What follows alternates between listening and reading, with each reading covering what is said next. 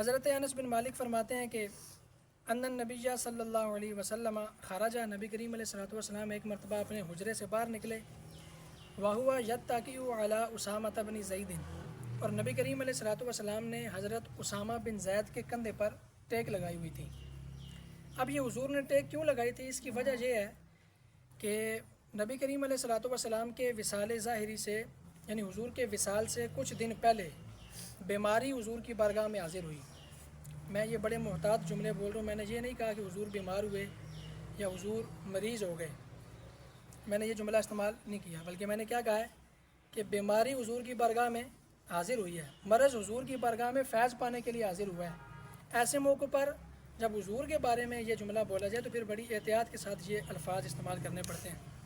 تو بیماری حضور کی بارگاہ میں آئی، اس بیماری کی وجہ سے اور اس مرض کی وجہ سے نبی کریم علیہ الصلوۃ والسلام، یہ بخاری شریف کے اندر بھی موجود ہے، جب حضور مسجد نبوی میں نماز پڑھانے کے لیے جاتے تو حضور صحابہ کرام کے سہارے پر مسجد میں جایا کرتے تھے۔ تو اسی وجہ سے، اس مرض کی وجہ سے نبی کریم علیہ الصلوۃ والسلام نے حضرت اسامہ بن زید کے کندھے پر ٹیک لگائی ہوئی تھی، سہارا لیا ہوا تھا، اور اسی حالت میں حضور اپنے حجرے سے باہر نکلے۔ علیہ ثوب قطری، فرماتے ہیں کہ نبی کریم علیہ الصلوۃ والسلام نے قطری کپڑا پہنا ہوا تھا۔ قطری کپڑا وہ ہوتا ہے کہ جو روئی سے بنا ہوا ہو اور جس کے اوپر نقش و نگار ہو، جس کو ہم کہتے ہیں کڑھائی والا سوٹ۔ تو کڑھائی والا کپڑا یہ حضور نے پہنا ہوا تھا۔ قد توشح بھی، اور حضور نے اس کپڑے کو اپنے اوپر لپیٹا ہوا تھا۔ فصلی بہم، اور پھر اسی حالت میں، اسی کپڑے میں نبی کریم علیہ الصلوۃ والسلام نے صحابہ کرام کو نماز پڑھائی۔ اب چونکہ یہ حضور کے لباس کا چیپٹر ہے تو اس حدیث پاک میں بھی نبی کریم علیہ الصلوۃ والسلام کے اس لباس کی کیفیت کو یہاں پر انہوں نے بیان کر دیا کہ اس موقع پر نبی کریم علیہ الصلوۃ والسلام نے کتنی کپڑا جو ہے وہ پہنا ہوا تھا۔ اب یہاں پر آگے ایک مختصر سا اور بڑا دلچسپ واقعہ یہ بیان کر رہے ہیں۔ میں عربی عبارت نہیں پڑھتا، اردو میں آپ کو واقعہ سنا دیتا ہوں، بڑا مزیدار واقعہ ہے، مختصر سا۔ حضرت محمد بن فضل فرماتے ہیں کہ ایک مرتبہ میرے پاس حضرت یحییٰ بن معین رحمۃ اللہ تعالیٰ علیہ آئے، وہ میری اور ان کی پہلی ملاقات تھی۔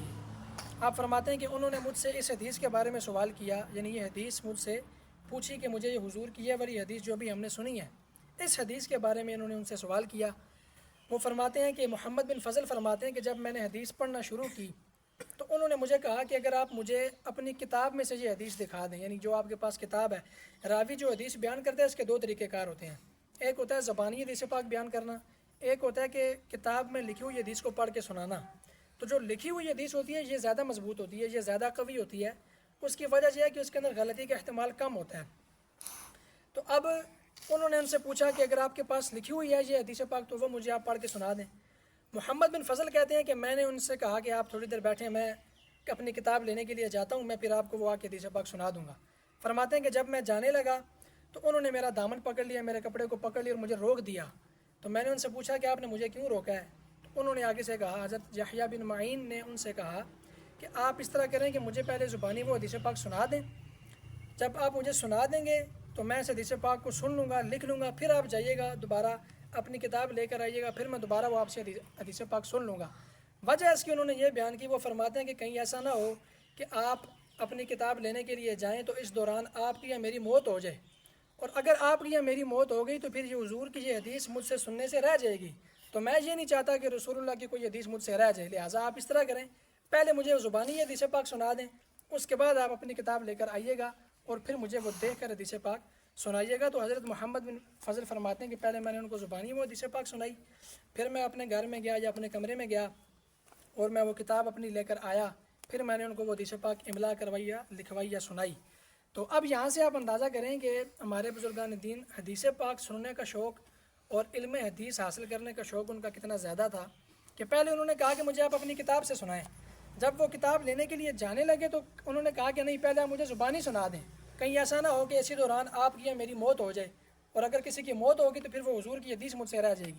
یہ جو بزرگ ہیں حضرت یحییٰ بن معین رحمۃ اللہ تعالیٰ علیہ، یہ اتنے کمال کے بزرگ ہیں، ان کے بارے میں یہ شرح کے اندر بات موجود ہے کہ الذی کتب بیدہ الف الف حدیث، انہوں نے اپنے ہاتھ سے 10 لاکھ حدیثیں لکھی ہیں۔ کتنی حدیثیں لکھی ہیں؟ 10 لاکھ حدیثیں صرف لکھی ہیں، جو ان کو زبانی آتی وہ الگ ہیں۔ یہ 10 لاکھ حدیثیں انہوں نے کتابت کی ہیں حضور کی حدیثیں، اور ان کو جو شرف ملا وہ بڑی مزے کی بات ہے.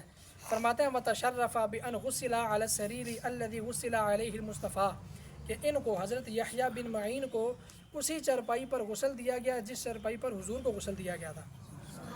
جن لکڑی کے ٹکڑوں پر یا جس تختے پر حضور کو غسل دیا گیا تھا ان کو بھی اسی چرپائی پر غسل دیا گیا. وحمل علیہ اور ان کا جنازہ بھی اسی چرپائی پر اٹھایا گیا. تو یہ ان کی فضیلت اور یہ ان کی شان ہے کہ جس چرپائی پر اللہ کے رسول کو غسل دیا گیا تھا وصال ظاہری کے بعد اسی چرپائی پر حضرت یحییٰ بن معین کو غسل دیا گیا.